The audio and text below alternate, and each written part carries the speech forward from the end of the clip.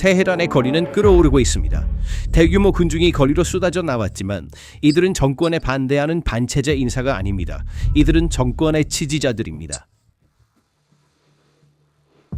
그리고 그들의 분노는 외부가 아닌 내부를 향하고 있습니다. 이란을 운영하는 사람들이 그들의 눈에 용서할 수 없는 일을 했기 때문입니다. 그들은 항복했습니다. 적어도 수백만 명의 정권 지지자들은 그렇게 믿고 있으며 우리는 절대 물러서지 않을 것이다 라고 말했던 정권이 47년 만에 단 한 번의 트윗으로 물러섰습니다. 정치인들은 서로 등을 돌리고 있습니다. 군대는 협상가들을 배신자로 낙인 찍고 있습니다. 성직자들은 혁명수비대가 국가를 장악했다고 우려하고 있으며 새로 드러나는 정보는 예상했던 것보다 심각합니다. 이란은 더 이상 선출된 정부에 의해 운영되지 않고 혁명수비대 출신의 3명으로 구성된 위원회에 의해 운영되고 있습니다. 4월 17일 이란의 외무장관 아라그치는 X에 모든 상선의 호르무즈 해협 통과가 완전히 복원되었다고 게시했고 이란은 내부에서 폭발했다. 호르무즈 해협은 이란의 마지막 카드였다. 해협이 닫혀있는 한 유가가 올랐습니다. 가격 상승은 트럼프에게 압박을 가했고 그 압박은 이란에게 협상할 여지를 주었으며 아라크치는 아무런 거래나 보장 없이 단 한 번의 트윗으로 그 카드를 소진했습니다. 트럼프의 반응은 상황을 악화시켰습니다. 미 중부사령부는 봉쇄는 계속된다. 이란이 무엇을 하든 상관없다고 말했습니다. 같은 날 트럼프는 우리는 그들이 농축을 계속하지 않겠다는 합의를 확보했다고 발표했습니다. 그 문장이 사실인지 여부는 더 이상 중요하지 않았습니다. 중요한 것은 여러 정권 인사들이 그것을 가짜나 배신으로 보고 충격에 빠졌다는 것입니다. 그래서 이란은 카드를 내밀었지만 아무것도 얻지 못했습니다. 봉쇄는 계속됩니다. 경제는 붕괴하고 있습니다. 평화협정은 존재하지 않습니다. 그리고 수백만 명의 정권 지지자들에게 이 장면은 단 하나의 이름을 가지고 있었습니다. 항복. 그 순간부터 이란은 3자 내전으로 빠져들었습니다. 이제 내부에서 이를 살펴보겠습니다. 세 개의 전선이 서로 대립하고 있습니다. 첫 번째 전선에서는 IRGC가 정부에 반대하고 있습니다. 혁명수비대는 처음부터 외교 부문을 의심해왔습니다. IRGC 관련 매체는 아라크치를 배신과 신뢰 부족으로 비난하며 그를 JCPOA 외교관, 즉 2015년 오바마 협정의 설계자로 낙인 찍었다. 국영 텔레비전의 강경문 평가는 아라크치가 헤즈볼에 대한 재정 및 군사 지원을 줄이는 협상에서 유연성을 보였다고 공개적으로 말했다. 그 트윗 이후로 그는 말도 하지 않았고 보이지도 않았다. 두 번째 전선에서는 성직자들과 국회의원들이 지도부에 반대하고 있습니다. 국회의원 모르테자 마흐무디는 전시 상황이 아니었다면 사임해야 했을 것이라고 공개적으로 말했습니다. 그는 민감한 시기에 세계 석유 시장을 반복적으로 진정시킨 시기상조의 발언을 했다고 비난했습니다. 의회의 강경파는 더 나아가 이란 혁명수비대의 10가지 협상 요구는 협상 불가능하며 헤즈볼라와 후티는 절대 포기하지 않을 것이라고 선언했습니다. 하지만 성직자들의 분노는 외교관들만을 향한 것이 아닙니다. 혁명수비대가 국가를 효과적으로 장악하면서 성직자들은 그들의 역사적 존재 이유를 잃고 있기 때문에 혁명수비대 자체를 향하기도 합니다. 만약 IRGC 출신 위원회가 성직자 없이 나라를 운영할 수 있다면 신정혜 씨는 허울에 불과하게 되고 성직자들은 권력도 없고 반대할 수도 없는 완전히 중간에 갇힌 상태가 됩니다. 전 문화부 장관 아야톨라 무자니는 다른 각도에서 상황을 읽었다. 국가안전보장회의가 민감한 순간에 발언하지 않으면 심리전에서 큰 피해를 입을 것입니다. 정권의 전 장관이 공개적으로 이란이 군사전쟁뿐만 아니라 선전전쟁에서도 패배하고 있다고 말하고 있었다. 세 번째 전선은 거리입니다. 그들은 모두를 반대하고 있으며 이것이 가장 위험한 이유는 거리의 사람들이 정권의 적이 아니기 때문입니다. 그들은 정권의 자체 기반입니다. 수년 동안 그들은 우리는 절대 물러서지 않을 것이다 라는 구호를 믿었습니다. 그들은 아들들을 전선으로 보냈습니다. 그들은 체제를 견뎠습니다. 그들은 이 모든 것을 대항매 맞서는 대가로 받아들였습니다. 그리고 이제 그들은 그 대가를 치르지 않은 바로 그 사람들이 후퇴하는 것을 보고 있습니다. 그리고 이 3중 전쟁을 부추기는 네 번째 층에 있습니다. 거리의 분노의 근원은 단순한 항복이 아닙니다.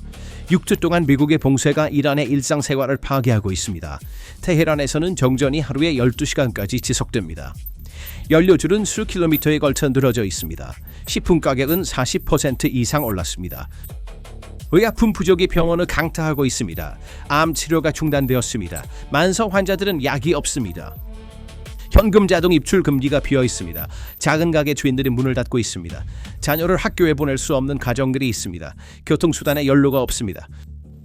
페제슈키안 대통령은 IRGC 사령관들에게 휴전이 없으면 경제가 3에서 4주 안에 완전히 붕괴될 것이라고 말했다고 전해집니다. 그리고 평범한 이란인들은 왜 우리가 이 대가를 치러야 하나요? 라고 묻고 있습니다. 수년간 정권은 저항 경제라고 말했습니다. 우리는 자급자족할 것입니다. 우리는 서방이 필요 없습니다.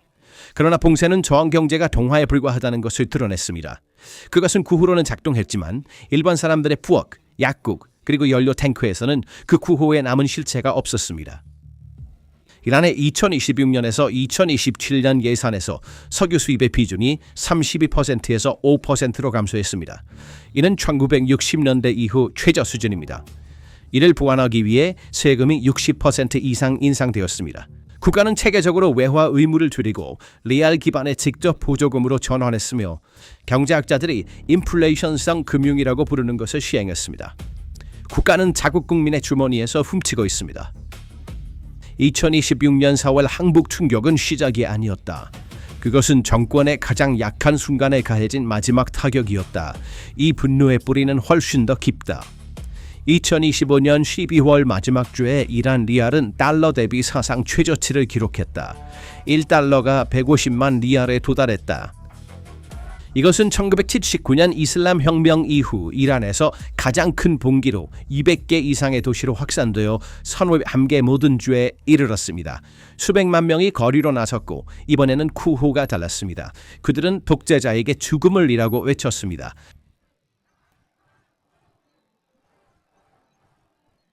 직접적으로 최고 지도자 알리 하메네이를 전향했습니다. 정권은 총격으로 대응했습니다. 1월 8일부터 9일 사이에 보안군이 발포하여 수천 명이 사망했습니다. 그리고 이러한 시위 아래에는 수년간 쌓여온 구조적 붕괴가 있습니다. 애틀랜틱 카운슬의 분석에 따르면 이란은 자국의 기상당국이 물의 날 제로라고 부르는 지점에 접근하고 있으며 이는 물 시스템이 단순히 작동을 멈추는 시점입니다. 이스파한의 역사적인 모스크에 균열이 생기고 테헤란에서는 연간 30cm의 집안 치마가 발생하고 있습니다. 이런 세계 기록입니다. 남서부 지방에서는 사람들이 더 이상 수도꼭지에서 물을 얻을 수 없습니다. 그들은 탱커에 의존해 생존하고 있습니다. 유로뉴스에 따르면 정전은 더 이상 여름에만 국한되지 않습니다. 한겨울에 12시간의 어둠이 있습니다. 공장들이 문을 닫고 있습니다. 생산이 중단되고 있습니다. 새로운 실업의 물결이 시작되고 있습니다. 시위자들에 따르면 이러한 문제들이 기술적인 문제라고 주장하는 것은 거짓말입니다. 수십 년 동안 정권이 물과 에너지 인프라에 투자하는 대신 헤즈볼라, 후티, 핵 프로그램에 자원을 전용했기 때문입니다. 그리고 1월 봉기에서 또 다른 것이 나타났습니다. 샤 팔라비 요인입니다. 하완 보고서에 따르면 군주제 복원과 레자 팔라비를 요구하는 시위대의 목소리가 높아졌습니다.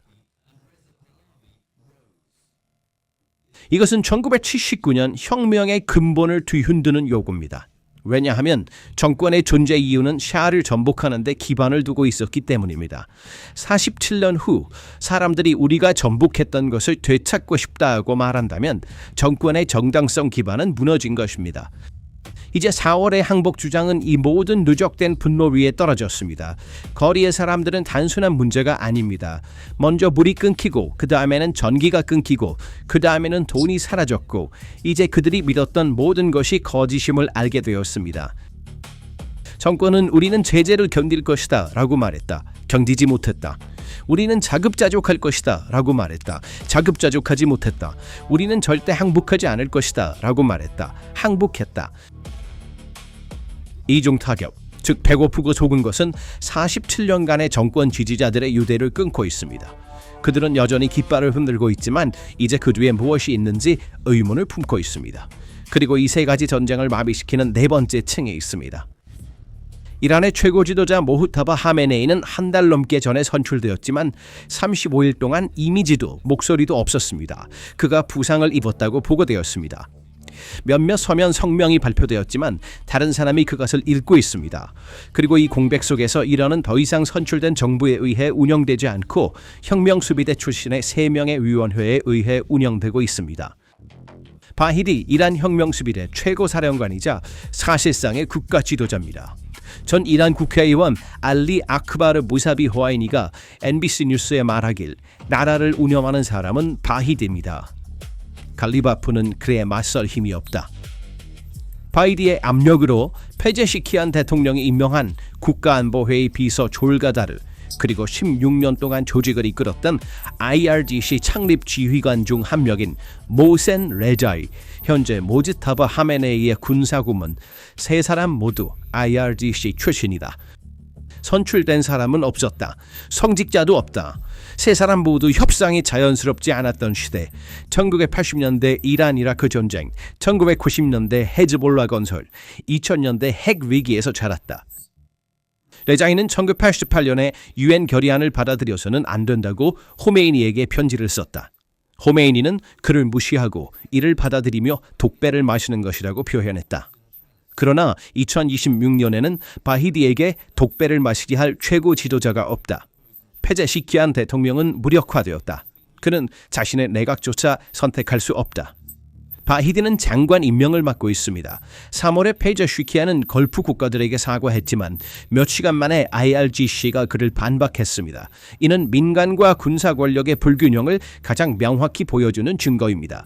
포린폴리시의 분석에 따르면 이는 이란이 탈성직자 시대에 접어들었음을 나타냅니다. 보안기구는 더 이상 정치를 중재하지 않고 직접 통치하고 있습니다. 이슬람 공화국의 이슬람 부분은 거칠애가 되었고 신정에서 종교를 제거하면 남는 것은 군사 독재입니다. 이것은 성직자들이 가장 두려워했던 시나리오였습니다. 왜냐하면 만약 이란 혁명수비대 출신 위원회가 성직자 없이 나라를 통치할 수 있다면 성직자들은 권력에 있지도 않고 반대할 수도 없으며 완전히 중간에 갇히게 되기 때문입니다. 1989년 호메이니가 사망했을 때 몇 시간 내에 기능하는 민간 종교 명령 구조가 확립되었습니다. 라프산자니와 새로운 최고 지도자 하메네이는 전환을 관리했습니다. 그러나 2026년에는 그 구조가 존재하지 않습니다. 그 자리에 아무도 선출하지 않은 3사람이 앉아있으며 그들의 정당성은 오직 총구에서 나옵니다. 이 상황은 이란의 적들뿐만 아니라 동맹국들까지도 불안하게 만들고 있습니다. 중국은 이란에서 석유를 구매하지만 누가 결정을 내리는지 모르는 정권과 어떻게 협상할 수 있을까요? 러시아는 샤헤드 드론을 판매했지만 이제는 누가 대금을 지불할지 예측할 수 없습니다. 그리고 미국이 협상 테이블에 앉을 때 맞은편에 누가 앉아 있는지도 확신할 수 없습니다. 그리고 가장 어두운 면은 정권이 계속해서 국민이 우리를 지지한다고 말하는 것입니다. 22일 바흐만 2월 11일 혁명기념일 집회가 조직되었습니다. 하지만 위키백과의 문서에 따르면 정권은 1월 봉기 동안 구금된 시위자들의 가족들에게 공개적으로 위협을 가했습니다. 집회에 참석하라. 그렇지 않으면 당신의 친척들의 형량이 늘어날 것이다. 이것이 정권이 지지 집회를 채우는 가장 명백한 증거입니다. 깃발을 흔드는 사람들 중 일부는 믿어서가 아니라 사랑하는 사람들을 구하기 위해 그곳에 있습니다. 그리고 정권은 학살의 실체를 숨기기 위해 또 다른 무기를 사용했습니다. 같은 출처에 따르면 정권은 인공지능으로 생성된 가짜 이미지를 배포하며 시위대의 영상이 가짜이고 인공지능으로 만들어졌다고 주장했습니다. 하메네이의 측근인 마슈하드 금요 기도 지도자 알라 모르다는 거리에서 찍힌 모든 영상이 인공지능으로 생성된 것이라고 말했다. 정권이 진실을 숨길 수 없을 때 진실 자체를 가짜라고 선언했다. 1년 반 전 우리는 다마스쿠스에서 같은 일을 보았습니다. 수만 명의 추나사드 지지자들이 거리로 나와 깃발을 흔들고 구호를 외치고 힘을 과시했습니다. 그리고 아사드가 도망쳤을 때 모든 것이 하룻밤 사이에 사라졌습니다. 소련에서는 당대회가 박수로 가득했지만 박수를 치는 대부분의 사람들은 더 이상 그 체제를 믿지 않았습니다. 그리고 샤의 마지막 해에는 군대가 군사 퍼레이드에서 완벽해 보였지만 발포를 거부한 날까지 그랬습니다. 만약 정권이 초형 위협을 통해 지지자들을 집회에 동원하고 인공지능을 사용해 학살 증거를 부인한다면 그 정권을 지탱하는 유일한 것은 두려움이며 두려움은 위협하는 자가 강해 보일 때만 효과가 있습니다. 이란 정권은 지금 강해 보이지 않습니다. 외부에서 보면 이란은 전쟁에서 지고 있지만 진정한 파괴는 내부에서 오고 있습니다. 3명으로 구성된 군사위원회가 사실상 국가를 장악했습니다. 대통령은 자신의 내각조차 선택할 수 없습니다. 성직자들은 47년 된 순정이 군사 독재로 변하는 것을 지켜보고 있습니다. 의회 의원들은 자신들의 외교관들을 원하고 거리의 정권 지지자들은 배고프고 속고 있으며 전기가 없는 집, 약이 없는 병원, 빈 현금 인출기 앞에서 자신들이 믿었던 모든 것이 무너지는 것을 보고 있습니다.